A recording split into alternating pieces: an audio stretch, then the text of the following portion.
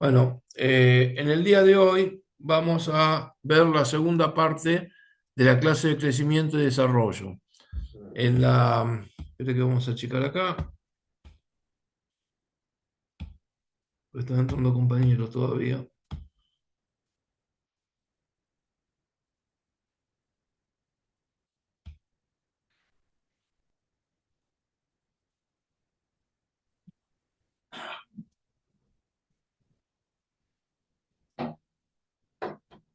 Bueno, bueno, entonces le decía que, espera que siguen entrando. Vamos a ver la segunda parte. La segunda parte de crecimiento y desarrollo nos vamos a concentrar en ahora analizar las condiciones necesarias para que pueda existir crecimiento económico en esta primera parte. Después vamos a ver las relaciones técnicas que se están generando a partir de la revolución tecnológica que estamos viviendo. Y por último vamos a ver las cuestiones referidas al desarrollo y las cuestiones referidas a el Sistema Nacional de Innovación Tecnológica, que es algo que desarrollan todos los países. Así que bueno, vamos a empezar por compartir de pantallita, así me pueden ir siguiendo. Yo los voy a tener que actualizar en algunos temas que todavía no vimos, tienen que verlos con el profesor Nicolás, pero les voy a dar un pantallazo para ir adelantándonos respecto de este punto. A ver si, ahí está. Y este lo minimizamos acá. Ahí está. Bien. Eh, el primero que trabajó un concepto para ver las relaciones necesarias para que la existencia y crecimiento económico fue un británico que trabajaba en la Universidad de Cambridge, que se llamó Roy Harrod, a principios del siglo XX, y le tocó convivir con una etapa en donde existían determinadas condiciones que se daban por la estabilidad en el valor de ciertas variables. ¿Qué estabilidad se encontraba? Se encontraba una estabilidad muy fuerte en el porcentaje de la tasa de ahorro que se podía observar.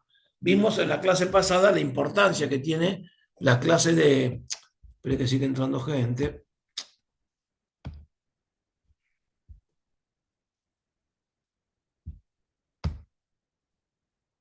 Ahí está.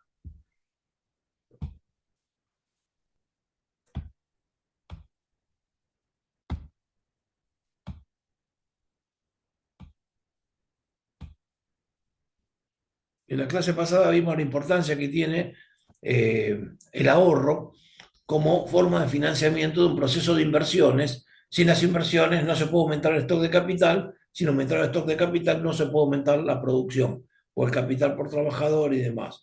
Con lo cual, lo primero que observó Roy Harrod es que la tasa de ahorro en porcentaje respecto del PBI tendía a ser algo fabulosamente estable. Y en rigor de verdad sigue siéndolo de alguna manera. O por supuesto que cambia, y vamos a ver a lo largo de la clase de hoy cómo fue cambiando, pero estos cambios tardan mucho, suelen ser conductas bastante estructurales. ¿Eso qué quiere decir? Que son estables, que tardan mucho en cambiar, son una idiosincrasia de cada sociedad. No quiere decir que son iguales para todos en el mundo, sino que tienen su particularidad para cada país y dentro de cada país conservan cierto grado de estabilidad. Ahora bien, no es la única variable que observaba.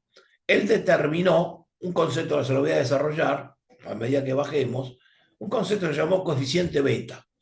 El coeficiente beta es de mucha utilidad para entender las economías en la actualidad y este coeficiente beta venía expresado por la relación entre el stock de capital y el Producto Bruto. ¿Qué quiere decir esto? Si el stock de capital es 500.000 y el Producto Bruto es 100.000, el coeficiente beta va a ser igual a 5. K dividido Y. Entonces, ¿qué significa? Significa el stock de capital que necesitamos para producir un Producto Bruto determinado. A mayor tamaño del coeficiente beta quiere decir que necesitamos más capital para producir el mismo Producto Bruto. como el capital es un recurso y el Producto Bruto es un resultado, se trata de una relación recurso-resultado y por lo tanto es una relación de productividad. Entonces, mientras más alto es el coeficiente beta, menor es la productividad de una economía. Entonces, tenemos que entenderlo al coeficiente beta como la inversa de la productividad media de la economía. Eso es importante que sepamos que vamos a ver coeficientes matemáticos, pases de términos y demás, pero en el fondo lo que me interesa es que conserven los conceptos económicos que hay detrás de esto. Entonces, eh, a partir de determinados sistemas de ecuaciones que va manejando Roy Harrod, lo vamos a poner acá.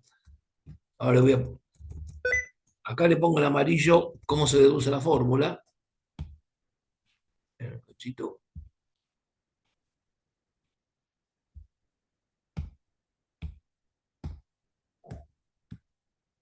En este grisadito de arriba es la conclusión. Mediante determinados pasajes de término, si la relación entre beta, que tiende a ser estable también, él dice, el coeficiente beta no se modifica, y era una observación estadística, no era una definición teórica. Mirábamos 1850 y el coeficiente beta era estable. Mirábamos 1890, el coeficiente beta era estable. Ahora, esta es una suposición que se va a levantar después. ¿Por qué? Porque con el paso de los años empieza a cambiar el coeficiente beta. Pero en ese momento tendría que ser un coeficiente estable. Entonces, desde el punto de vista matemático, si beta lo definimos capital sobre Producto Bruto y el coeficiente beta tiende a ser estable en el tiempo, desde el punto de vista matemático, el diferencial de capital respecto al diferencial del PBI tiende a ser siempre el mismo valor, y ese valor es beta. Por lo tanto, redefiniendo estos términos, llegamos a la conclusión que tenemos acá, en donde obtenemos una tasa de ahorro garantizada. El desarrollo lo tienen en el cuadrito amarillo. El cuadrito amarillo está la matemática detrás de todo esto y les permite llegar a la conclusión, acá abajo de todo, que es la que deducimos. La tasa de crecimiento del PBI garantizada va a ser igual, la llama garantizada porque es estable, me la dan los parámetros de la economía, va a ser igual a la tasa de ahorro respecto al PBI dividido el coeficiente beta. A mayor tasa de ahorro, a mayor velocidad podemos crecer. No quiere decir que lo logremos. ¿Por qué? Porque para lograrlo el ahorro tiene que ser igual a la inversión. Puede ser que ahorre un montón y no se convierta en inversión. Pero si el ahorro es igual a la inversión y a la condición que se le pone para que esto funcione, entonces a mayor tasa de ahorro, mayor va a ser la tasa de crecimiento. Y a mayor coeficiente beta, menor va a ser la tasa de crecimiento. Por lo tanto, el coeficiente beta es la inversa de la productividad. ¿Qué quiere decir? Que a menor productividad, a menor tasa voy a crecer. Por lo tanto, 1 sobre beta significa igual a productividad. Es la inversa de la productividad beta. Entonces, ¿qué estoy diciendo? Que los países que tienen mayor productividad tienen un coeficiente beta menor y por lo tanto pueden crecer a una tasa más rápida. Mientras menor es beta, a más rápido puedo crecer. Mientras más alto es la tasa de ahorro, S, más rápido puedo crecer. Estos son parámetros de la economía. No implica ninguna conducta que pueda hacer el Estado respecto de esto. Entonces esto ocurre. ¿Por qué? Porque es conducta estable que tiene esta economía. Ahora, ¿qué pasaba? A partir de acá podemos sacar muchas conclusiones. Una economía que tiene una tasa de ahorro del 20% y tiene un coeficiente beta igual a 5, puede crecer al 4% anual, para que tengamos un ejemplo, ¿no? Ahí tenemos una relación. Bueno, ahora vamos a el siguiente paso. ¿Qué ocurrió con los años? Vamos a bajar, a ver.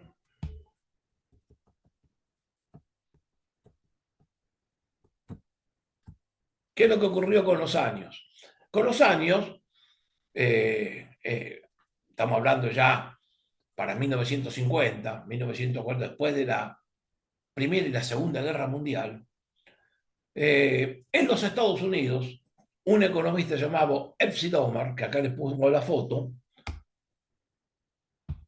Epsilon llegó a una conclusión distinta, pero no una conclusión distinta porque lo desafiaba teóricamente a Roy Harrod, sino porque encontró evidencia estadística diferente. Lo que encontró Epsilomar es que el coeficiente beta sí se modificaba y era cada vez menor. ¿Qué quiere decir esto? Que estaba explotando la productividad de la economía, ¿eh? O que había menos capital disponible, por una vía o por otra, o las dos cosas pasaban a la vez. Esto es lo que encontró Epsilomar. Eh, entonces, acá se produjo una controversia que se llamó la controversia de las dos Cambridge. ¿Por qué las dos Cambridge? Y por qué Epsilomar enseñaba en la Universidad de Harvard, Roy Harrod enseñaba en la Universidad de Cambridge. Ahora, la Universidad de Harvard queda en un pueblito que se llama Cambridge. Entonces se llamó la controversia de las dos Cambridge. ¿Quién tenía razón de los dos? Y bueno, la realidad es que tenía razón, los dos tenían razón en su época, pero para 1950 que tenía razón era Epsilomar. ¿Por qué? Y pues cuando mirábamos la serie estadística, nos encontramos que el coeficiente beta estaba siendo cada vez menor. ¿Y qué lo explicaba eso, que sea cada vez menor? Y bueno, en primer lugar que hubo dos guerras mundiales.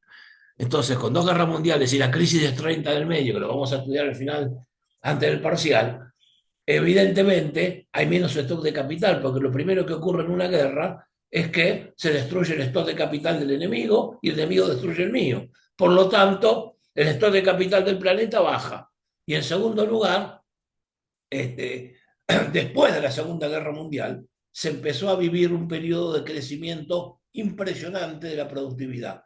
¿Por qué? Porque con la crisis del 30 nadie invirtió un mango y con la Segunda Guerra Mundial toda la inversión fue a la industria bélica. Y cuando termina la Segunda Guerra Mundial, todas las tecnologías que se descubrieron, la aviación civil, la radiación, la energía nuclear, todo este tipo de cosas más, los sistemas de corte nuevos, una revolución en la industria metalúrgica, en la producción en serie de autos, de aviones, de barcos. Es decir, es impresionante los sistemas de corte que se generaron.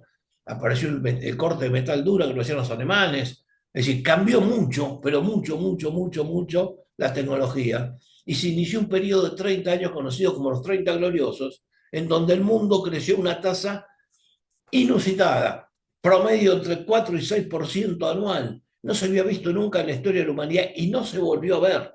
Esto duró hasta la década del 70. Estas tasas de crecimiento no se volvieron a ver, pues se lo llamaron los 30 gloriosos. Y esos 30 gloriosos habían empezado. Y lo que teníamos acá es un shock de productividad, porque todas estas tecnologías que se habían acumulado se volcaron a la economía civil y generaron un shock de productividad y de crecimiento. La oferta, como vamos a ver más adelante en el curso, crecía mucho más que la demanda. La demanda agregada tenía que correr detrás de la oferta, ¿eh? Por eso tuvo tanta vigencia el keynesianismo en este periodo. Entonces, ¿qué ocurre acá? Esto es una discusión para ver al final del curso, no ahora, pero ya que estamos analizando el tema, se los dejo planteado para que les quede de inquietud. Eh, Esto significa que el coeficiente beta va a ser menor, menos stock de capital y más productividad, obviamente tenemos un coeficiente beta menor. Entonces, ¿esto qué significa? Que la tasa de crecimiento se acelera. Entonces, lo que se veía como una constante era el crecimiento, el aumento de la tasa de crecimiento. Todos los años el crecimiento crecía, aumentaba. Se estaba consolidando los 30 gloriosos. Y por otro lado, disminuía beta. Esta era la tendencia. Entonces, lo que decía Sidoma, lo que hay que explicar es beta. Entonces, lo que hace es un cambio de pasaje de término. Dice, beta del lado izquierdo va a ser igual a la tasa de ahorro dividido la tasa de crecimiento, porque tanto la tasa de ahorro como la tasa de crecimiento seguían siendo parámetros predecibles. El que había que explicar era beta. Entonces, y se explicaba por estas causas. Y beta bajaba y bajaba y bajaba, permitiendo dos cosas. Una expansión más alta de la economía, producto de la productividad, y permitiendo una mejor distribución del ingreso, como vamos a ver después cuando estudiemos a Piketty, que se llama la primera ley del capitalismo. ¿Por qué? Porque mientras más participa el capital en la composición del PBI, mayor va a ser la distribución del ingreso a favor del capital. Ahora, mientras más participa el trabajo, mayor es la participación del trabajo. Entonces, esta explosión de empleo y demanda agregada genera una distribución a favor de los trabajadores que se mantuvo firme hasta la década del 70. La década del 70 se revierte por lo que se llamó la revolución conservadora en todo el planeta, en donde se retrotrae la distribución del ingreso a favor de los grandes capitales, que vamos a ver al final, cuando veamos a Piketty. Entonces, estos conceptos estaban bien, pero hay algo que no terminaba de cerrar. Había que explicar qué movilizaba la inversión.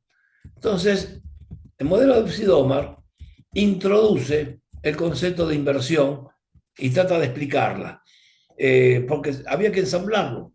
Es decir, no puede ser algo que sea un parámetro constante. La inversión es una función que depende de determinadas cosas.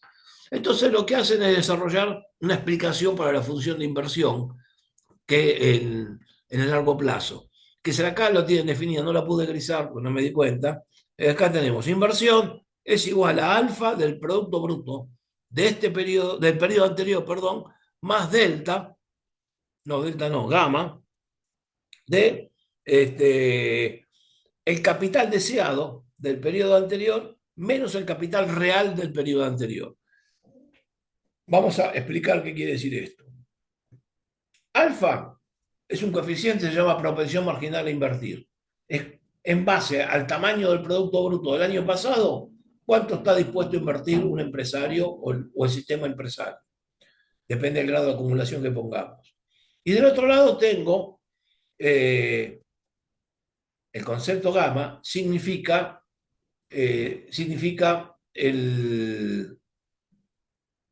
la disponibilidad que tienen los empresarios a asumir un riesgo. Si tienen aversión al riesgo, gamma va a ser muy bajo. Si tienen ¿cómo se llama? Amor al riesgo, gamma va a ser más alto. Entonces, ¿y de qué va a depender ese riesgo? De la brecha existente entre el capital que yo quisiera tener respecto al año pasado, respecto al capital que tenía. Supongamos que yo quiero tener un capital en mi empresa de $1,5 verde y tengo un capital de $1,200, la brecha es de $300.000. Fenómeno. Si soy un tipo arriesgado, voy a ir y voy a meter los $300.000 todos juntos este año. Y si soy un tipo conservador, voy a tener un gamma bajo, entonces voy a meter una inversión de $30.000, por el 10% de la brecha. Eso es lo que significa. Entonces, combinando ambos fenómenos y manipulando los términos, se llega a una conclusión. Entonces, no le voy a dar todo el proceso matemático, pero acá tienen el crecimiento real de la economía, que lo definen así, va a ser igual a alfa sobre S menos 1, más, acá tenemos la aversión al riesgo, dividido la tasa de ahorro, multiplicado por una brecha entre el capital, entre el beta deseado y el beta real. Ahora, si el beta tiende a ser estable en el tiempo, esto es igual a cero. Con lo cual me queda solamente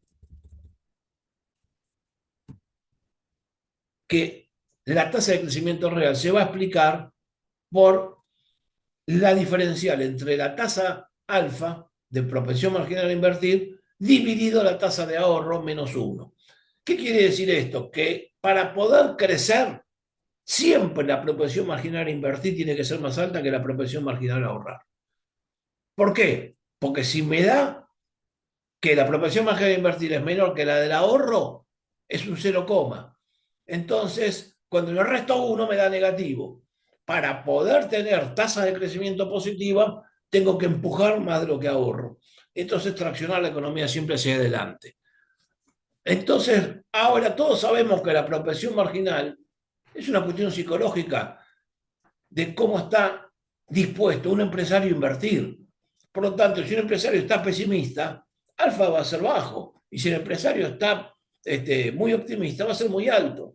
Entonces, si esto es un parámetro, si los empresarios están pesimistas, siempre voy a caer para abajo. No se puede trabajar con esto. Se llamaba el filo de la navaja. Entonces, era un modelo que no cerraba y había que corregirlo. Y se corrigió a partir de la aparición de Robert Solow, que ya lo estudiamos la clase pasada, lo hemos planteado, que planteó la teoría del equilibrio estacionario pero lo que realmente fue brillante para Solow es el concepto de el reemplazo de un factor por otro. A ver, lo que decía Solow es, si estoy en un punto en donde mi propensión marginal a invertir es baja, lo que va a ocurrir es que voy a estar usando poco capital. Si estoy usando poco capital, el precio del capital va a bajar. Entonces, a partir de ahí, si el precio del capital baja, voy a empezar a usar más capital que lo que usaba antes respecto al trabajo. Entonces, se va a ir compensando con el tiempo con la movilidad de los factores productivos. Y esto es lo que permite salir de ese filo de la navaja que me daba el modelo de Epsidomar, que es un modelo muy rígido. Ahora bien, no nos tenemos que quedar solamente en esto. El aporte de Solow eh, se encuentra en un escenario en donde a fines del siglo XX tenemos que concentrarnos de nuevo en rescatar los aportes que habían hecho tanto Roy Harrod como Epsi Domar, porque Tomás Piketty, un economista francés, empieza a observar, utilizando la metodología de ambos autores, tanto de Roy Harrod como de Harrod Domar, de Epsi Domar, pues se llama modelo Harrod Domar,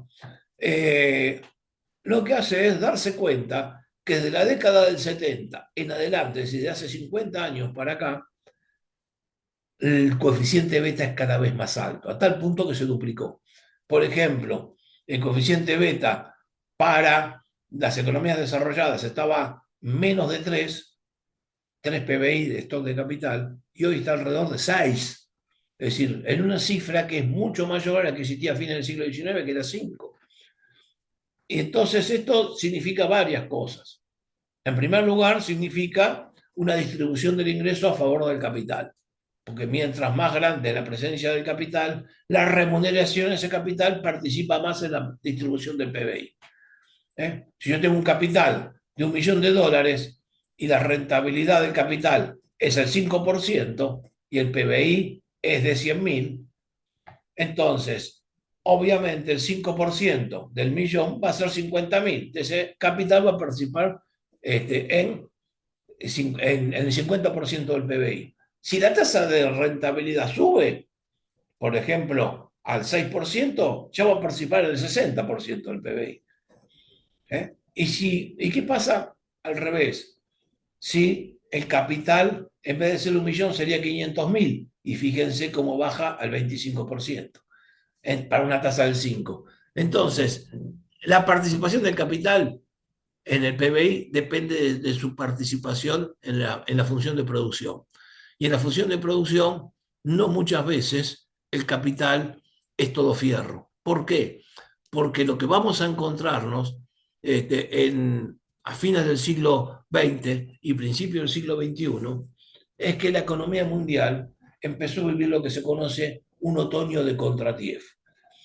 Para poder entenderme lo que les estoy diciendo, tengo que explicarle de qué se trata. ¿Por qué? Porque todavía no vieron la clase de ciclos económicos. Entonces tengo que dar una pequeña introducción. Nikolai Kondratiev, pues estas se llaman ondas K, no tiene nada que ver con el K que usamos acá en Argentina. Ondas K, lo que hacía era analizar ondas tecnológicas que solían tener entre 30 y 50 años de duración. Cuando aparece una nueva tecnología, decía Kondratiev, y esto después fue ratificado por Schumpeter y otros autores, cuando aparece una nueva tecnología disruptiva, se producen cambios en la infraestructura de la economía que altera los costos de todos los sectores. Y la infraestructura ya sabemos qué es: la energía, las comunicaciones y el transporte. Cada revolución tecnológica que vivió la humanidad, de la revolución industrial hasta ahora, y hubo más anteriores, siempre estuvo vinculado a cambios en la infraestructura. La primera revolución industrial fue la aparición de la tecnología del vapor. Obviamente es un cambio en la energía. La segunda parte, o el segundo ciclo largo, la segunda onda de Kondratiev, que empieza en 1848, es un doble cambio en el transporte y en las comunicaciones. Aparece el ferrocarril y el buque transatlántico con casco de hierro y motor a vapor, que permite cubrir grandes distancias y permite la integración mundial y la aplicación de la división del trabajo. Entonces, este cambio genera una revolución en todo el planeta. Y por el otro lado, aparece el telégrafo, que aunque nos riamos porque es algo viejo, un telegrama, el telégrafo es la primera ola de globalización que vivió la economía porque te permitía estar en tiempo real de los nanosegundos que tenemos hoy para hablar por internet en la comunicación a un plazo de 24 horas que me daba un telégrafo, y ni siquiera 24 horas, a veces 1 hora o 2 horas de delay, después de donde estuviéramos comunicándonos, eh, era abismal la diferencia, porque hasta ese momento, para trasladar un mensaje, por ejemplo, de Europa a Estados Unidos, en 1912, fíjense, lo van a entender como un ejemplo, en 1912 el Titanic chocó con un iceberg y se hundió, intentando batir el récord de comunicar Gran Bretaña con Nueva York en 15 días. Es decir, antes de eso tardaban un mes o 2 o 3 las comunicaciones. Entonces, yo mandaba un mensaje hoy de urgencia y llegaba dentro de un mes, a lo mejor al otro lado del mundo. Ahora se podía comunicar Buenos Aires con Moscú en 24 horas. Es una cosa impresionante lo que se logró con el telégrafo. Fue una revolución que cambió todo e impulsó la globalización financiera, porque los bancos que estuvieron en condiciones de manejar esta red de comunicaciones en el planeta ya venían del control financiero del mismo. Entonces, la segunda ola de Kontratiev es una ola que revolucionó las comunicaciones y el transporte. Y la tercera ola se da lo que se llamó la segunda revolución industrial, que es cuando aparece la electricidad, y aparece la producción en serie, aparecen un montón de cosas que cambiaron para siempre la historia humana, se introducen a otra escala, sobre todo el cambio que produjo la electricidad. Esto derivó en economías de una escala que no se conoció hasta ese momento y que terminó generando tanto la Primera como la Segunda Guerra Mundial. Entonces, dio lugar a una explosión productiva inusitada, que fue acompañada por grandes cambios, pero no se hubieran podido hacer de no haber existido el principio de la instrumentación eléctrica en el sistema Fabril. Y eso lo van a ver con el profesor Nicolás. Cuando termina la Segunda Guerra Mundial, aparece la cuarta ola de Kontratiev, que es la ola de los hidrocarburos, básicamente la era del petróleo, de la cual todavía no salimos. Hace 70 años que estamos patinando en esto, 80, y no salimos todavía. ¿Y por qué no salimos? Porque no terminó. Es decir, fíjense que tenemos una guerra en Medio Oriente entre Estados Unidos e Irán, donde están participando un montón de potencias atrás y puede convertirse en una guerra mundial en cualquier momento. ¿Por qué? Por el petróleo, por el control del estrecho de Hormuz, que genera un punto de estrangulamiento en la circulación del sistema petrolero mundial. Entonces, obviamente que todavía no salimos de ahí, aunque en un ratito vamos a estar explicando los cambios que se están produciendo, ¿no?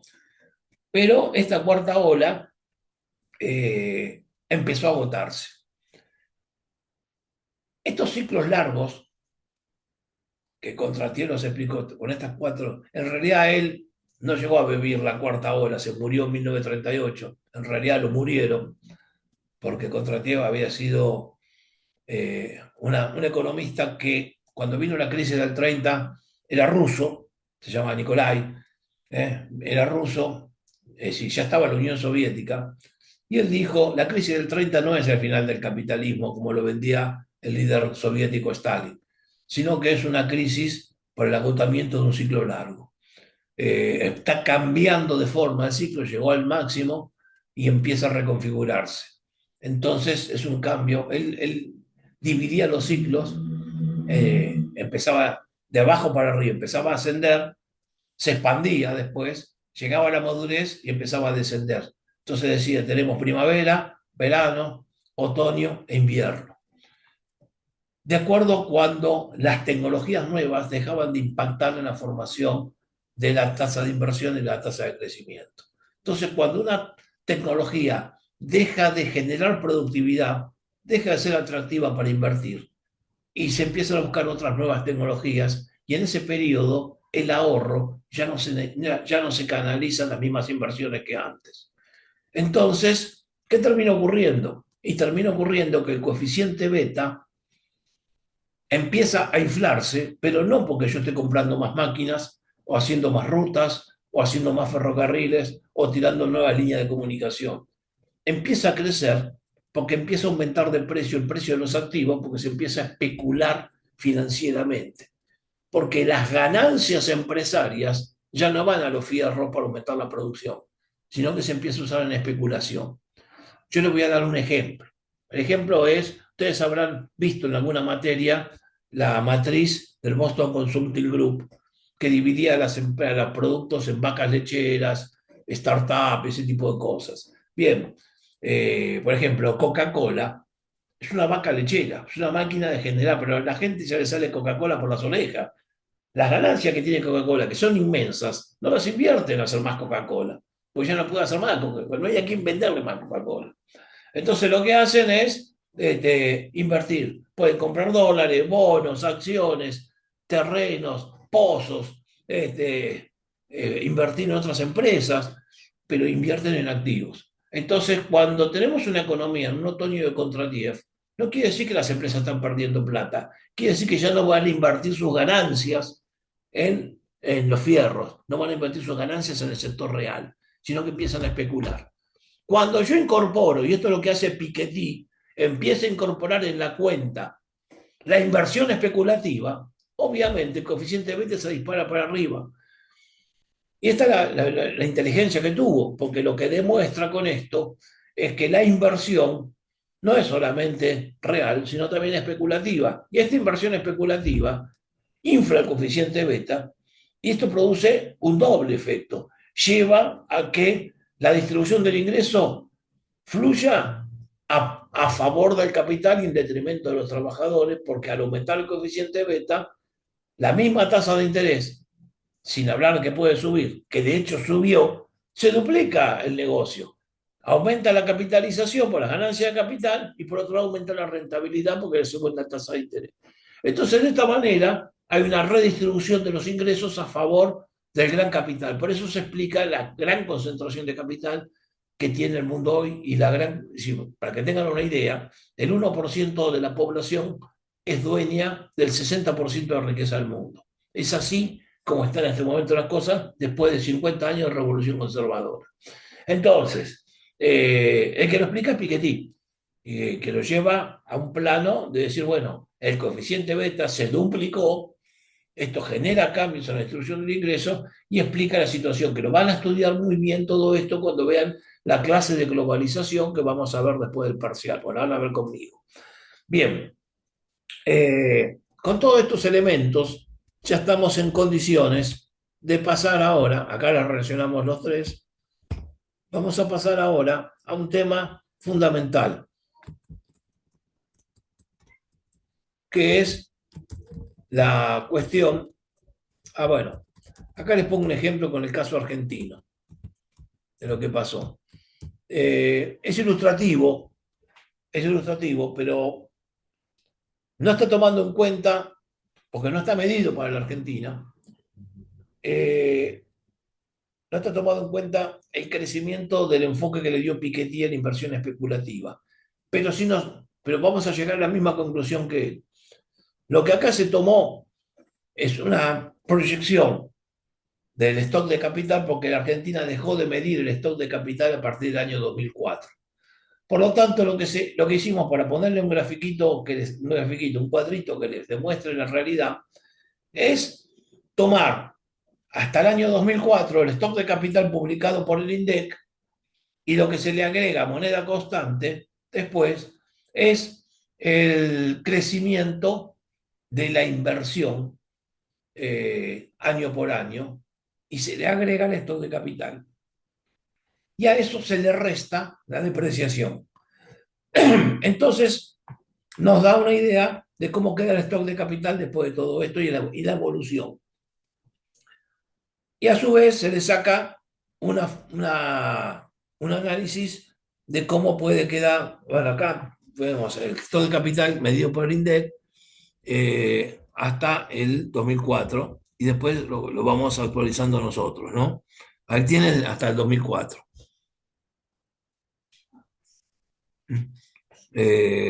Sí, 2001 hasta el 2004 lo tenemos.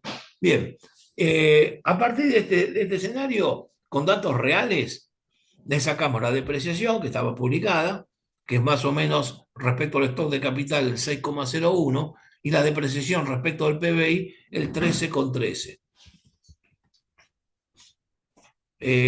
Cuando le aplicamos todos estos conceptos, eh, acá abajo le ponemos el cálculo, con lo que viene de ahí en adelante, tomamos,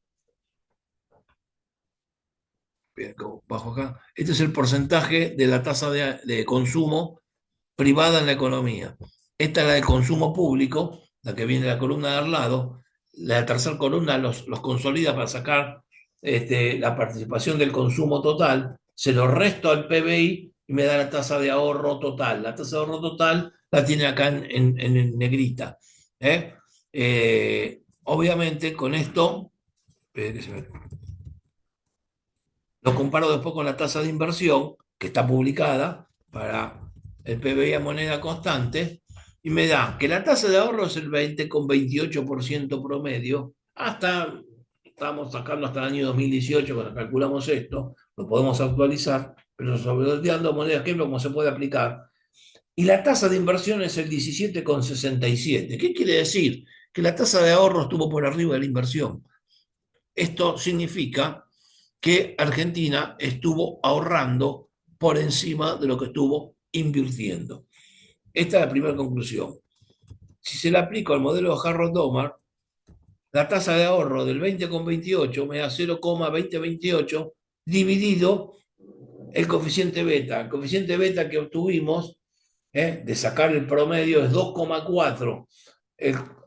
Si le divido S dividido beta me da una tasa de crecimiento garantizado de 8,45. Argentina tendría un potencial de crecer al 8% si todo el ahorro se volcase a la inversión, en este caso, con estas condiciones.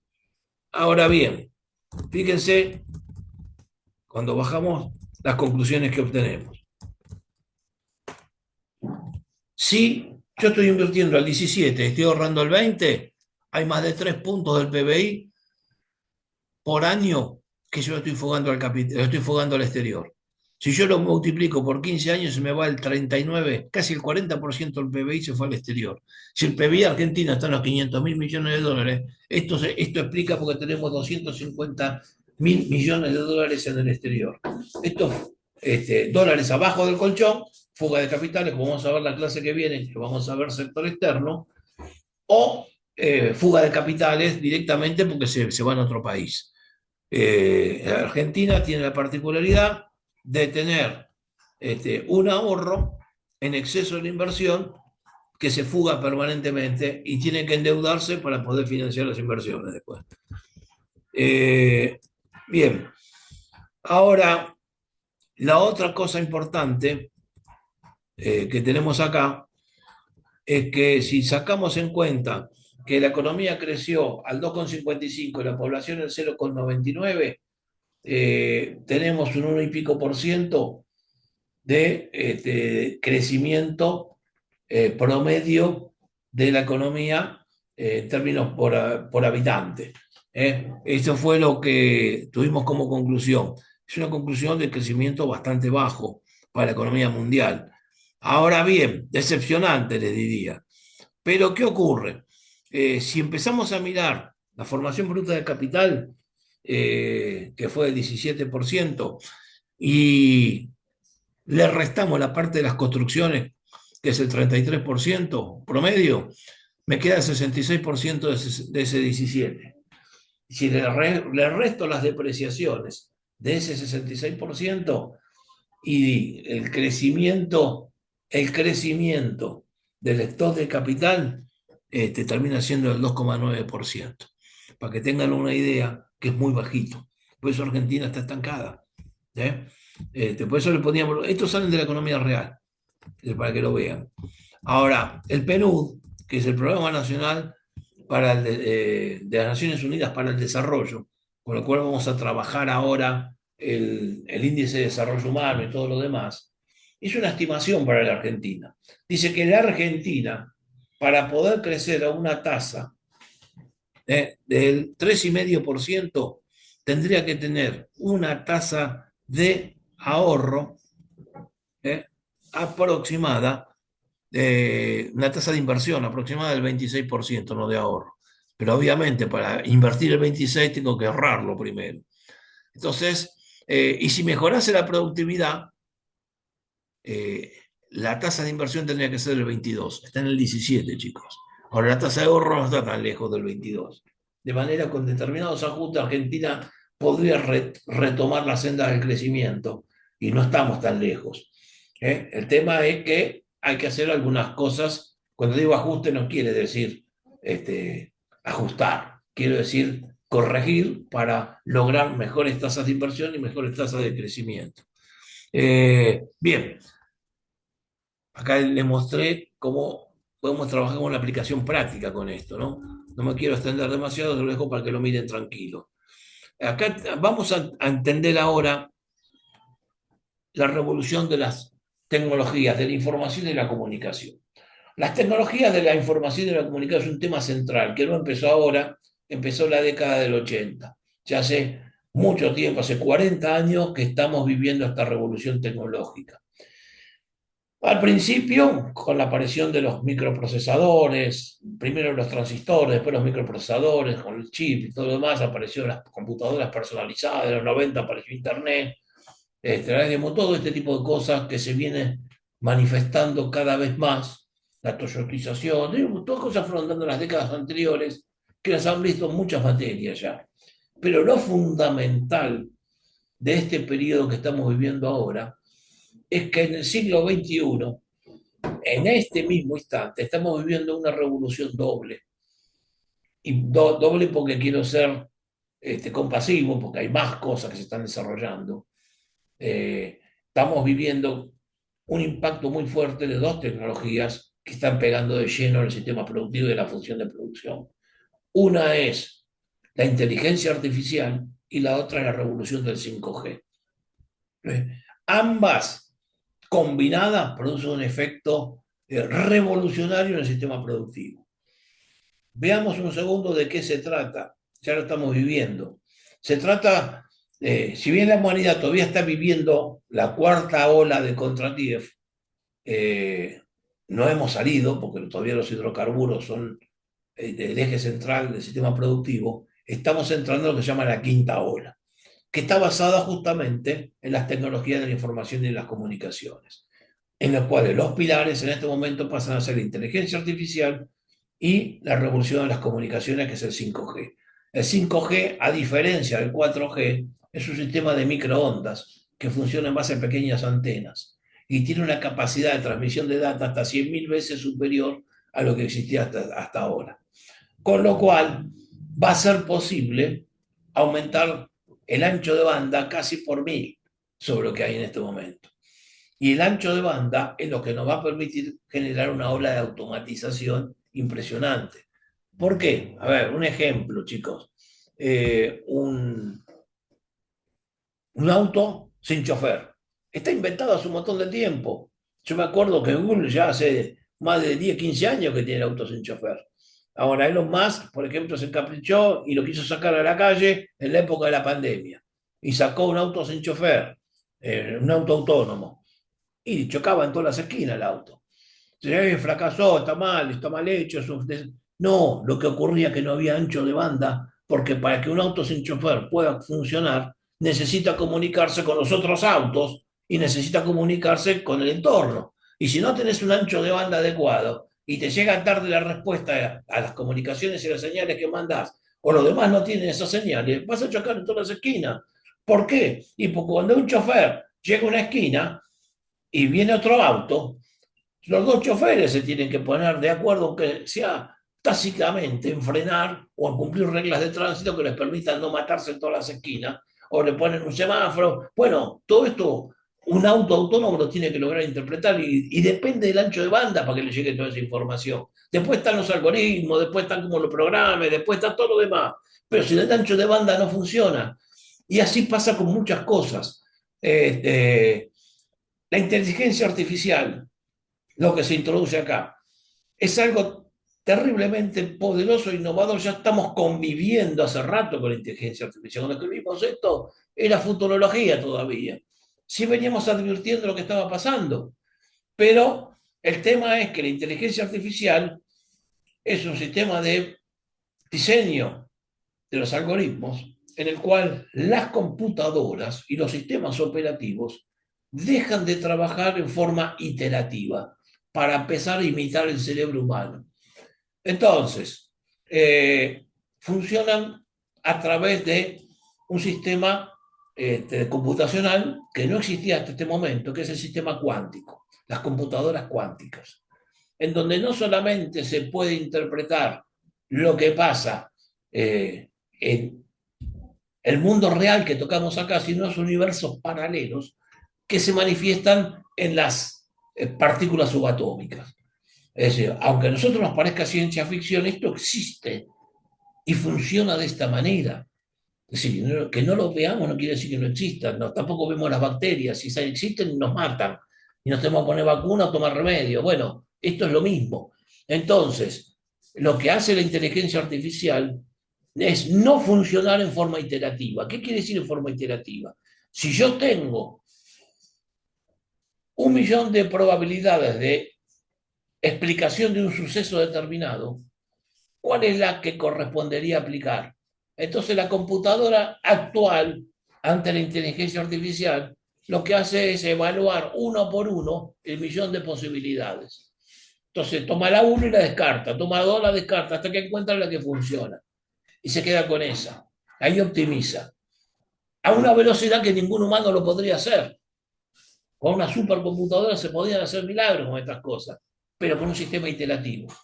La diferencia cuando yo funciono con computadoras cuánticas es que yo puedo considerar toda la información que existe sobre un tema en el planeta a la vez, ahora y en el pasado, y una vez que la considero, considero todas las posibilidades de ocurrencia al mismo tiempo. Así funciona el cerebro humano, chicos, aunque no lo sepamos. Nosotros creemos que algo se nos manifestó por intuición. No, que no es intuición. Es que nuestra computadora interna sigue laburando todo el tiempo. Entonces, no sabemos cómo llegó lógicamente, porque nuestra lógica va a una etapa inferior de velocidad a lo que puede ir lo que nos parece intuición, pero no lo es. Es considerar todas las posibilidades a la vez. Considerar todas las posibilidades en el plano computacional es usar computadoras cuánticas, que no solamente considera las posibilidades existentes, sino los universos paralelos. Por eso viene el metaverso y todo lo que está existiendo en este momento. ¿Por qué se llama Meta la empresa de Facebook? Y por estos mismos motivos, porque se considera todo esto y se opera todo con computadoras de carácter cuántico. Es una cosa impresionante lo que logra procesar de información y al principio era una inteligencia artificial que podía ser analítica, después pasó a ser predictiva y hoy pasa a ser operativa y empieza a reemplazar las funciones del ser humano en un montón de aspectos. Cuando combinamos ambas tecnologías, la del 5G, que ya es, el 5G fue superado incluso. Los chinos tienen desarrollado hasta el 7G en este momento y no lo pueden sacar todavía a la calle. Les aclaro, estas tecnologías, como funcionan con microondas, requieren sistemas de antenas, microantenas, que irradian y contaminan y generan mucha radiación sobre el cuerpo humano. Es decir, son contaminantes. ¿Qué le estoy diciendo? Producen cáncer, le estoy diciendo. Pero son terriblemente eficientes para conducir información. Y no van a reparar eso, van a seguir adelante, olvídense. Entonces, si yo puedo mover la información, porque aumento el ancho de banda, puedo transmitir información a una velocidad inusitada y analizar todas las probabilidades, además, no solamente predictivas, sino analítica y aparte operacional, yo lo que voy a conseguir acá es un sistema que me va a permitir automatizar todas las funciones productivas. Estamos yendo hacia un escenario en el cual prácticamente no se necesita la intervención humana para producir. Y este es el gran cambio que se vino en este momento, que es el que está operando en la humanidad. Antes lo veíamos como un futuro, pero ya empezó a manifestarse. Ustedes van a ver todos los días en alguna noticia sobre miles y miles de despidos en empresas de informática. Por ejemplo, Oracle echó a 2000 y pico de operarios hace re poquito tiempo. Y así pasa todo el tiempo. ¿Por qué? Pues se los reemplaza por la IA. Pero no solamente se queda ahí. Ustedes piensen, una fábrica que tiene guardado el stock en un galpón, que tiene que llevar ese stock en tiempo, just in time, para meterlo al sistema productivo, que tiene que conectarse con el proveedor para que le llegue just in time al stock. Y a su vez, tiene que hacer el control de calidad. Bueno, todo eso lo va a poder hacer con drones, lo va a poder hacer con robots, sin intervención humana, nada más que con algoritmos que haga que los robots y los bots que tienen ahí se conecten entre ellos y definan entre ellos. Pero no solamente eso, es decir, va a modificar toda la estructura de nuestra conducta humana.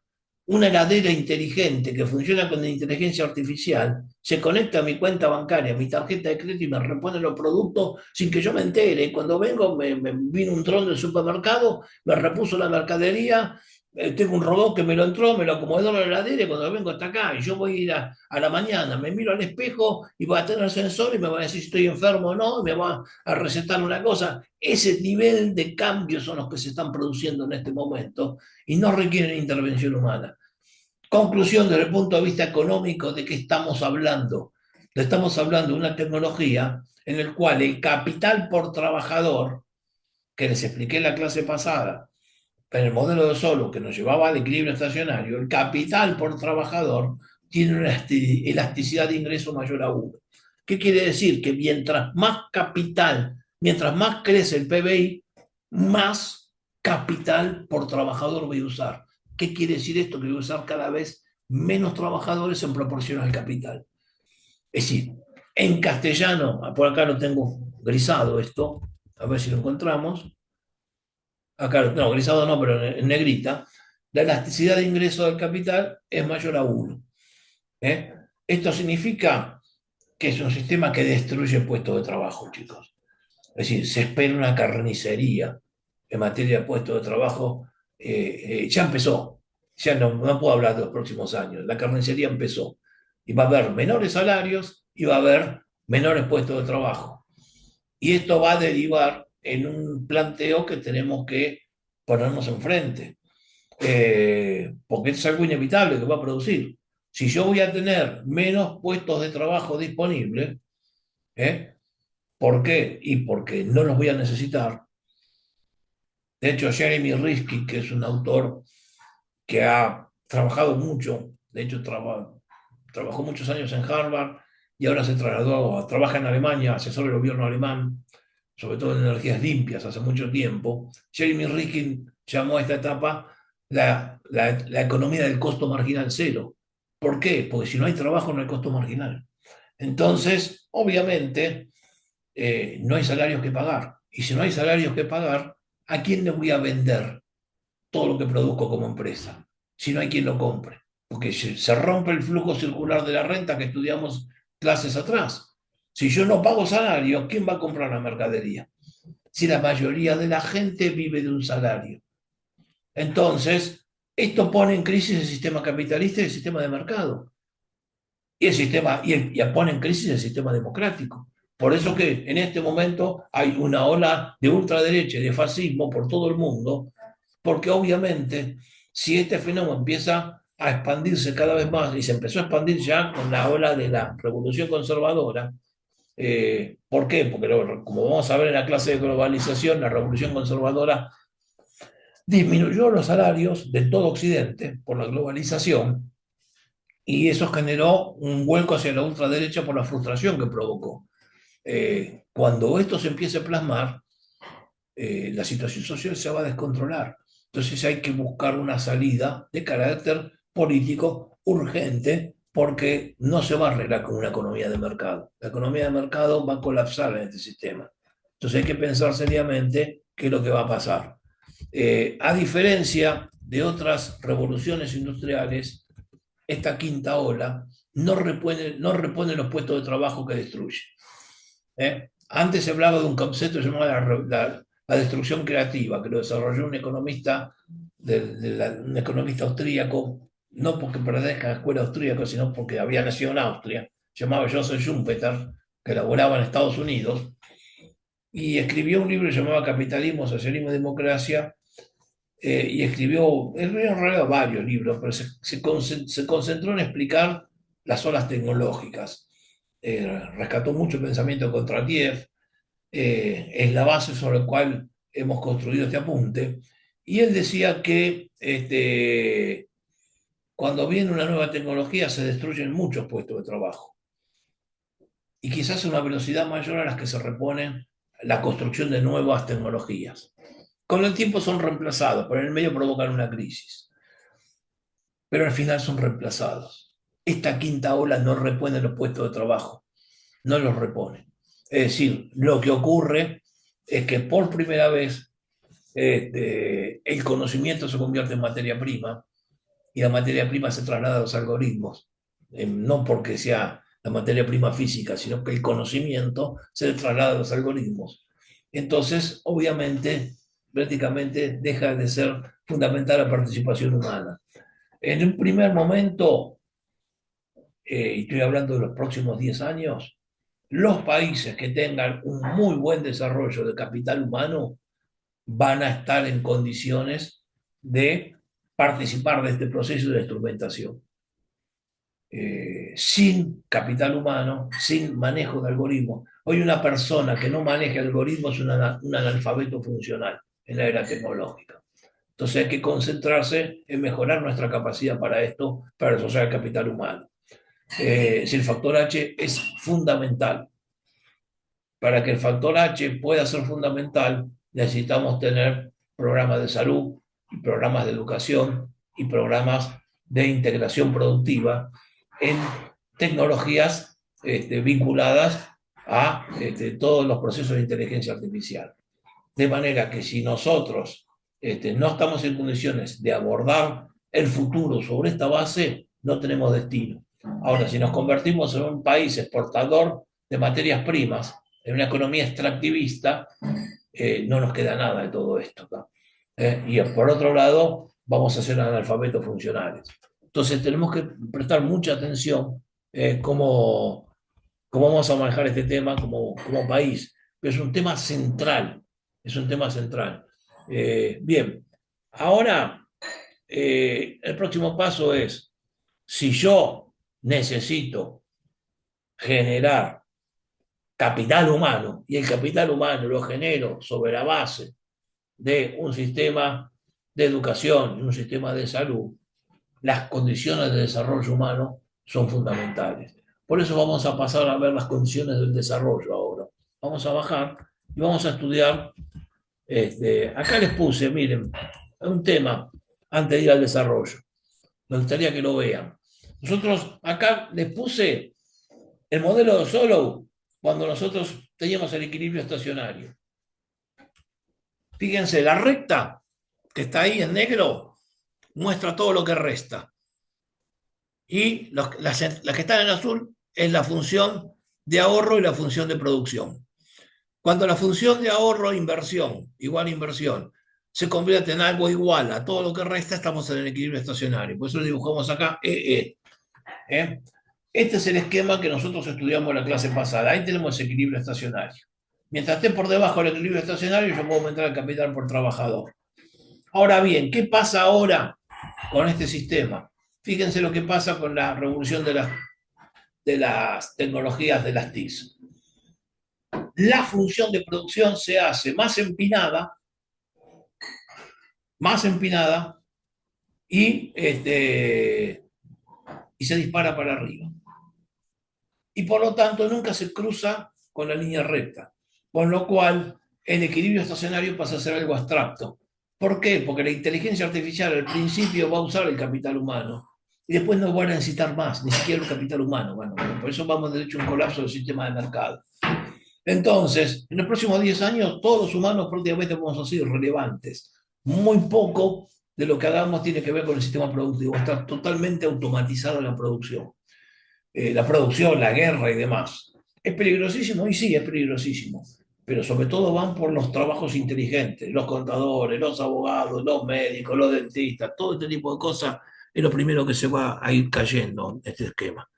Yo no quiero tirar pálidas, pero tienen que entender la realidad, porque si no ponemos pies sobre la tierra, vamos a estar sacando conclusiones equivocadas para todo. Bueno, vamos ahora a explicar acá el índice de desarrollo humano, que es lo que me interesa explicarles ahora. Les decía que lo fundamental para tener capital humano, que es lo que necesitamos desarrollar rápido, es tener este, educación, tener salud. ¿Eh?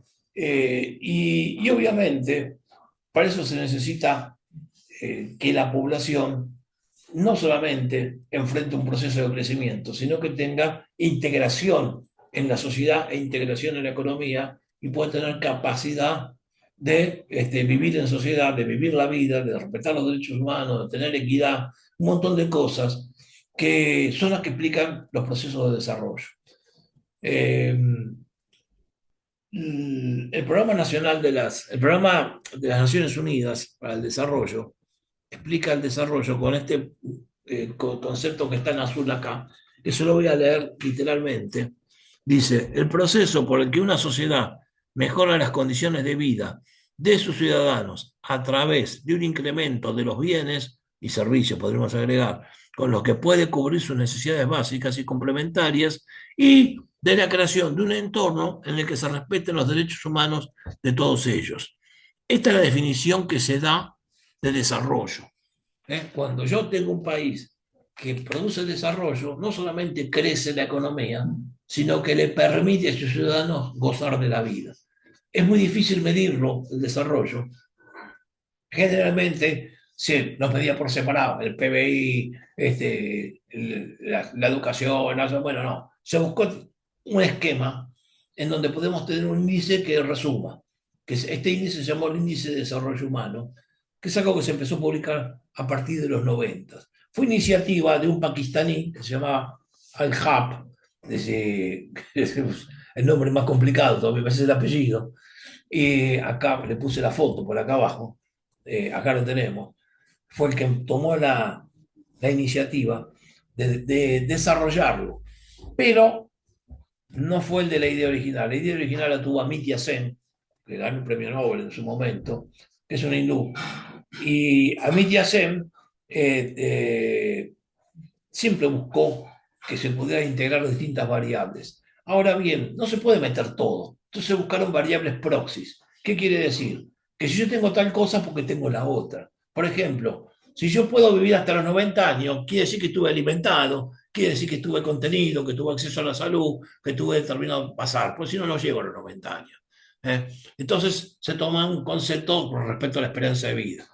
Si yo tengo un muy buen nivel educativo, quiere decir que tengo capacidad de entender las cosas, de poder participar activamente en la vida cultural de un país e integrarme socialmente, mucho mejor que si soy un analfabeto. Entonces, lo que se hace es buscar variables proxies de lo que se trata de encontrar en el concepto de definición de derecho de desarrollo que les mostré recién acá que hizo el PNUD. El PNUD se dedica a estudiar el desarrollo justamente, por las Naciones Unidas. Entonces, lo que se creó acá es un índice que, aquí les quiero mostrar la ecuación, primero acá lo tenemos, el índice de desarrollo humano, bueno, me pasé de largo, acá está. El índice de desarrollo humano, IDH, es un algoritmo, perdón, un algoritmo, sí, es un algoritmo también, pero en realidad es un polinomio, que no es más que un algoritmo, un polinomio, que tiene tres conceptos divididos en un tercio, un promedio ponderado. Un tercio, el índice de esperanza de vida al nacer. ¿Eh? Si yo voy al Congo, no puedo vivir más de 50 años promedio. Si yo me voy a Noruega, por ahí vivo los 95 o los 105 años. ¿Se entiende? Ahí tenemos la diferencia. Un tercio, el índice de educación, y un tercio, el índice del PBI. ¿Qué PBI se toma? Se toma el PBI a moneda constante, sistema PPP. ¿Se recuerdan cuando vimos la clase del PBI? Fíjense la importancia que tiene. Se toma el PPP, Power Purchasing Parity o PPA, paridad de poder adquisitivo, que se publica también a través del Banco Mundial. Entonces, yo tomo estos tres conceptos y a partir de acá tengo la esperanza de vida, el índice de educación, el índice de PBI. Y es una variable que va entre 0 y 1, se llama variable normalizada, entre 0 y 1. Mientras más cercano a 1, más desarrollado soy. Mientras más cercano a 0, menos desarrollado soy. Entonces, con este concepto, acá se hizo un mapita, lo hizo el Banco Mundial, o el PNUD, no sé quién de los dos, voy a ver. En este mapita, los más oscuros son los que tienen índice de desarrollo humano alto. Los grisados, intermedio, y los claritos no tienen desarrollo, prácticamente están en la lona. Fíjense que son básicamente países africanos o países asiáticos. ¿A dónde está Argentina? Y está dentro de los que tienen un alto nivel de desarrollo humano. Por eso fíjense que mucho más oscuro que el resto de América Latina. Entonces, uno dice, Argentina es una porquería, es una porquería, es decir, hay que vivir, modelo es Perú, pero los peruanos viven a vivir acá. Los uruguayos son un fenómeno, pero vienen, la mitad de Uruguay está en la Argentina. Es decir, lo mismo pasa con cualquiera. Argentina tiene un índice de desarrollo humano altísimo. No se olviden que nuestro país fue el primer país del mundo en tener analfabetismo cero. Es decir, no es que Argentina es una mierda. Argentina es un país que logró muchísimas cosas. Por eso nos quieren destruir. Entonces, la cuestión es que Argentina hoy está en un nivel intermedio. El país con más desarrollo del índice de desarrollo humano que hay en el planeta es Noruega, que tiene 0,95 y pico, 0,96, una cosa por el estilo. El menos desarrollado, el que tiene menos capacidad de desarrollo en el índice de desarrollo humano, es Níger, un país africano, tiene 0,37, pero casi todos los africanos están en ese nivel. ¿A dónde está Argentina? En un 0,83. Está en el puesto 38 aproximadamente. En general, muy parecido al nivel de PBI en el respecto al mundo. Es decir, Argentina también está en el puesto 30, 35, 38, 40, están en esos niveles respecto a PBI por habitante y el índice de desarrollo humano es muy similar en la participación. Nunca es muy distinto. A veces se dice Argentina era una potencia porque estaba entre los 10 primeros. No, no seamos necios de comprar estupideces. ¿Saben cuántos países había en el mundo cuando Argentina estaba entre los 10 primeros? Había 30 países. ¿Por qué había 30 países? Porque en Europa eran todos imperios. Después se desarmó el imperio ruso y aparecieron 20 países. Se desarmó el imperio austrohúngaro, aparecieron 17 países. Se desarmó el imperio turco, aparecieron como 30 países. Y así sucesivamente pasó con el imperio británico, dio lugar a la aparición de todo, de un montón de países africanos, el imperio francés, todo se desarmó. Para ahora tenemos 180 países y estamos en el puesto 30. Y antes había 30 países y estamos en el puesto 10. Siempre estamos en un proceso parecido. Es decir, hay que ser serio cuando uno analiza las cosas. Bueno, acá tenemos entonces, bueno, entonces se explica lo que les dije recién. Es importante entender, en este grafiquito que les voy a poner acá, es un estudio de correlación de una nube de puntos, donde se juntaron los 183 países que tiene el planeta. Esto puede cambiar, a veces aparece uno más, uno menos. Todos los años se muere un país o aparece otro, pero siempre estamos en una cifra parecida. Y tomados durante varios años, y se tomó un índice de correlación entre, fíjense la nube de puntos, entre el índice de desarrollo humano, en un momento determinado, con su tasa de crecimiento.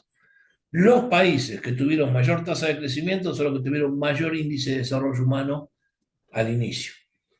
Es decir, que es impresionante el ajuste que existe entre la capacidad de crecimiento y la. Esto les explica finalmente por qué el capital humano explica el 60% de la tasa de crecimiento mundial. ¿Eh? Es decir, los países que logran tener capital humano porque lograron repartirla, lograron darle esperanza de vida. Y no se puede entrar a la era de la quinta ola tecnológica sin controlar el capital humano y sin poder insertar ese capital humano en el manejo de estas nuevas tecnologías. Por eso es tan importante el desarrollo como el crecimiento. Si nosotros pretendemos en el siglo XXI tener crecimiento mediante una economía extractivista, nos estamos pegando un tiro en la sien, porque eso es pan para hoy y hambre para mañana. Vamos a tener una Argentina donde vamos a tener 1 millón de tipos viviendo en una riqueza obscena y vamos a ser 46 millones de pobres pidiendo limón en la plaza, porque no vamos a tener trabajo, porque vamos a estar afuera del sistema que controla. A la larga, los seres humanos vamos a estar todos así, ¿eh? Pero en el corto plazo todavía podemos conseguir colgarnos, por lo menos durante una generación más de este proceso. Y Argentina tiene capacidad, pues tiene capacidad para desarrollo de software, tiene capacidad para generar tecnologías. Argentina, y no es la única tecnología, es un tema que después hay que poner el acento en todo eso. Lástima que este no es un curso de crecimiento económico, pero Argentina puede desarrollar nanotecnología, de hecho había desarrollado mucho, tecnología nuclear, y obviamente biotecnología. Es decir, Argentina fue uno de los países artífices de la Revolución Verde. ¿Por qué? Porque acá se decodificó el ADN vegetal y en base a la decodificación del ADN vegetal se pudieron hacer semillas transgénicas y llevar la producción de 16 millones de toneladas a 60 millones de toneladas y hoy a más de ciento y pico. Y eso porque se logró modificar el ADN de las semillas. Y esto se hizo con plata pública, plata del INTA, que ahora lo están desarmando, plata de el CONICET, que ahora lo están vaciando. ¿Eh? Y yo me veo con mucho enojo como las provincias del interior dicen, nosotros producimos. Producen con la plata que pagamos los porteños y los del Gran Buenos Aires para financiar todo el sistema de investigación tecnológica que los benefició a ellos. Pero tienen que repartirla con el resto, porque nosotros pusimos la plata para el desarrollo. Entonces, la puso todo el país. Entonces, no, nadie es el dueño de estas tecnologías. Es por eso que tener una política nacional en todo esto. Pero vamos a ver en el próximo paso, que es el Sistema Nacional de Innovación Tecnológica. Acá lo tenemos, Sistema Nacional de Innovación Tecnológica. Sistema Nacional de Innovación Tecnológica, acá lo tenemos definido, ¿eh? Es el mecanismo con el que cuenta un país para poder introducir nuevas tecnologías en el sistema productivo, independientemente de que dichas tecnologías hayan sido desarrolladas localmente o no. Ya vimos que las tecnologías permiten mejorar la combinación de factores productivos y hacer que tengamos más productividad y más productividad total de los factores, con lo cual empujan el crecimiento hacia arriba. Ahora bien, tenemos que saber diferenciar la ciencia pura de las tecnologías. ¿Por qué? Porque la ciencia pura investiga sin fin de lucro. Un desarrollo matemático no tiene un fin de lucro. ¿Mm? La tecnología lo que hace es tomar la ciencia y utilizarla para generar mejoras en el sistema productivo, que mejoren la productividad, que creen nuevos productos o que puedan generar nuevas formas de producción. Entonces, a partir de todas estas definiciones, nosotros lo que tratamos de hacer es, ya sea generar tecnologías o sostener un sistema científico de base, o ambas cosas a la vez. La tecnología se la puede generar de distintas maneras. Primero, con desarrollos tecnológicos independientes, tanto privados como públicos. Es decir, yo pongo a desarrollar tecnología en el CONICET, pongo a desarrollar tecnología en el INTA, en el INTI, en todos los lugares donde sea posible. El Instituto Nacional de Tecnología Industrial es el INTI, el Instituto Nacional de Tecnología Agropecuaria es el INTA, y el CONICET es la Comisión Nacional de Ciencia y Tecnología. Entonces, se han desarrollado programas brillantes de todo tipo. O sea, una idea de las cosas que se desarrollaron acá en Argentina. Eh, o lo otro es con desarrollos tecnológicos llevados a cabo dentro de empresas interesadas. ¿Por qué? Y porque muchas empresas obviamente generan tecnologías por su propia cuenta. Y todo eso tiene que tener una simbiosis entre una acción estatal y el sector privado. Es decir, no tienen que ser independientes. ¿eh? Tienen que cooperar permanentemente sin perder el control de la propiedad intelectual. Vivimos en un mundo capitalista y la propiedad intelectual es lo que garantiza en este momento que haya determinadas personas que sean los dueños del planeta. Si nosotros no protegemos la nuestra, se la roban los demás. Fíjense que nosotros desarrollamos las semillas transgénicas, las patentó Monsanto, que ahora creo que lo compró BAF, y Monsanto te quiere cobrar nuestras propias semillas que inventamos nosotros hoy. Y tenemos un conflicto judicial con esto, ¿eh? Porque cada vez que vos vas a usar una semilla transgénica, vienen los del exterior y te dicen, me tenés que dar un porcentaje a mí. ¿Y por qué si se inventaron acá? Bueno, todo este tipo de discusiones está en juego. Entonces hay que tener una cobertura legal con todo esto, porque todo para quilombo. Y la otra es, esto es desarrollo propio, con simbiosis, sin simbiosis, independientemente, privado, público o público-privado, ¿eh? Pero después tenemos la posibilidad de traer tecnologías desarrolladas en el otro lado. ¿Por qué? Y porque yo les digo aparte conozco la estadística, los países que más crecieron en los últimos 30 años no son los que han inventado las tecnologías, son los que los han instrumentado. Por ahí, países como Irlanda no inventaron nada, pero tomaron tecnologías desarrolladas en otro lado, el mismo Japón, y las pusieron en práctica. Una vez que las adaptaron a su país, empiezan a colgarse arriba y las mejoran. Y entonces se va generando un proceso creativo permanente que va mejorando sobre lo que hizo otro, pero voy adaptando lo propio. El conocimiento es una red que si fuera cooperativa y no estuviera limitada por la propiedad privada de los conocimientos, sería explosivo lo que podría generar como simbiosis.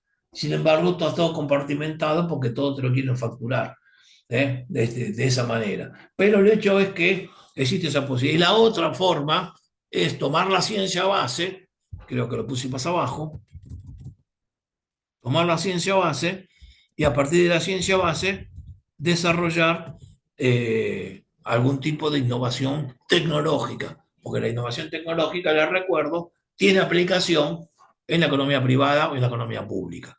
En cambio, la ciencia base directa no lo tiene, pero yo puedo tomar las mejoras que aparecen en la ciencia base para desarrollar procesos tecnológicos. Por ejemplo, la computación cuántica no se podría haber desarrollado si no hubiera habido física teórica. Entonces, ¿para qué quiero ahora física? Acá quieren fundir la universidad y la Facultad de Ciencias Naturales, a donde se desarrollan investigaciones físico-nucleares avanzadísimas, y esta es la base. Por ejemplo, Argentina es un país que generó a partir de estas investigaciones reactores nucleares, mini reactores nucleares. Por ejemplo, el reactor Karen, que está especializado en abastecer plantas de inteligencia artificial. ¿Por qué? Porque son micro reactores que están armados para producir a una pequeña escala energía nuclear. ¿Y esto qué les permite? Les permite al país poder abastecer la explosión de energía artificial en el planeta. Los yanquis hace 5 o 6 años que nos quieren sacar esa tecnología. Yo recuerdo que en la época de Alberto Fernández vinieron todos los ingenieros americanos por si no, no te destrababan el crédito al fondo y querían acceso a la tecnología. Y se tuvieron que dar. No dieron pie con bola. Se volvieron a Estados Unidos con los planos, no los pudieron instrumentar. ¿Cómo terminó la historia ahora? Compraron por un sándwich y la Coca-Cola, se quedaron con la empresa. 60 millones de dólares. Cada reactor Karen vale 4.000 palos verdes. Y se necesitan 300 reactores ya en el planeta para desarrollar la inteligencia artificial. Así que fíjense, con 10 reactores de esos pagamos la deuda del Fondo Monetario. Y sin embargo, perdimos ese control porque el gobierno se lo regaló al enemigo. La realidad es que es muy importante cómo tenemos que manejar estas cosas. Es decir, no es una pavada. Ahora hay distintos modelos para manejar esta simbiosis entre sector público y sector privado. Esto tiene que dar lugar a enclaves tecnológicos, a corredores productivos, a intercambios simbióticos que generen sinergia.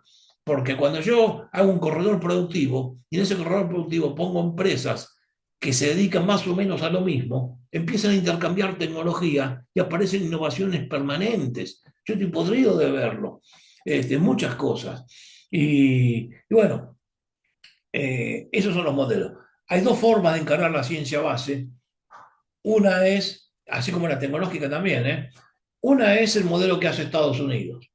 Estados Unidos, esto es muy importante que lo entiendan, pues si no van a comprar propaganda falsa. Estados Unidos toma el presupuesto público que lo financia a través del modelo del dólar que van a aprender para el segundo parcial, es decir, con la guita que nos saca a todos nosotros, y con esto financia programas militares, y los programas militares están destinados, es decir, se financian con destino a hacer guerras localizadas que permiten probar las armas, es decir, fabrican guerras para probar las armas. Entonces usan los contratos militares para desarrollar ciencia base y para desarrollar tecnologías de avanzada. Entonces, ¿qué hacen? Se lo dan a empresas privadas para que lo desarrollen. Entonces, ¿qué hace el Estado? Pone plata en el contrato. Entonces dice, te voy a comprar un avión invisible, te voy a comprar un misil hipersónico, desarrollarlo, te voy a comprar un satélite Starlink. Bien, desarrollalo. Con determinados condicionamientos tecnológicos, le ponen el pliego y te lo adjudican. Y esto te lo sobrefacturan, te lo pagan una fortuna incalculable. Así hizo la plata de Elon Musk, el tipo más rico del planeta. Y hoy te dice, el Estado es una basura, hay que cerrar. Pero toda la guita la hizo con el presupuesto de los Estados Unidos. Es decir, es un cara dura el tipo. Entonces agarró toda la guita que le dieron, le vendió los misiles, los cohetes, un montón de cosas. Lo mismo este tipo que está ahora en Argentina, que se llama Peter Thiel. Toda la guita que hizo, lo hizo con el presupuesto de los Estados Unidos. Entonces, ¿qué hace Estados Unidos? Desarrolla espionaje, desarrolla armamento, desarrolla un montón de cosas y ese tipo de cosas los hace con compras del Departamento de Defensa o del Ministerio de Defensa. Eh, Privatiza la investigación y obviamente está vinculada a un esquema mafioso que se adueña de todo. El otro modelo es el europeo, en donde el Estado es el que investiga, el que lleva a cabo las investigaciones, no necesariamente destinadas a las armas, como es el de Estados Unidos. En Estados Unidos toda la investigación está vinculada a la industria militar. En Europa no. Argentina está en ese modelo. El sistema del CONICET, el sistema del INTA, el sistema del INTI, no solamente tienen cuestiones operativas por medio, sino que copia el modelo europeo de desarrollar con fondos públicos programas de investigación. Y acá ha dado muchos resultados. Bueno, ahora se está queriendo desarmar. En esta situación estamos en este momento, dando esa pelea, así como el sistema universitario. ¿Mm? Así que, por último, está el rol del Estado en el crecimiento y el desarrollo. Bueno, obviamente en el desarrollo ya vimos, tenemos que garantizar un sistema de investigación, un sistema de innovación tecnológica nacional y tenemos que garantizar educación y salud, porque sin estas condiciones y sin cohesión social no es posible generar desarrollo humano. Y sin el desarrollo humano no hay capital humano tampoco. Y sin capital humano, lo que vamos a desarrollar son alfabetos algorítmicos o alfabetos funcionales en la era de las nuevas tecnologías. Entonces nos vamos a quedar afuera del planeta. Lo peor que podemos hacer es engancharnos en una economía extractivista. Siempre fue un desastre eso. Yo podría darle miles de ejemplos, pero bueno, se nos termina la hora de la clase. Eh, yo les voy a dar algunos casos, algunas de las cosas que el Estado es fundamental que intervenga en el proceso de crecimiento y desarrollo.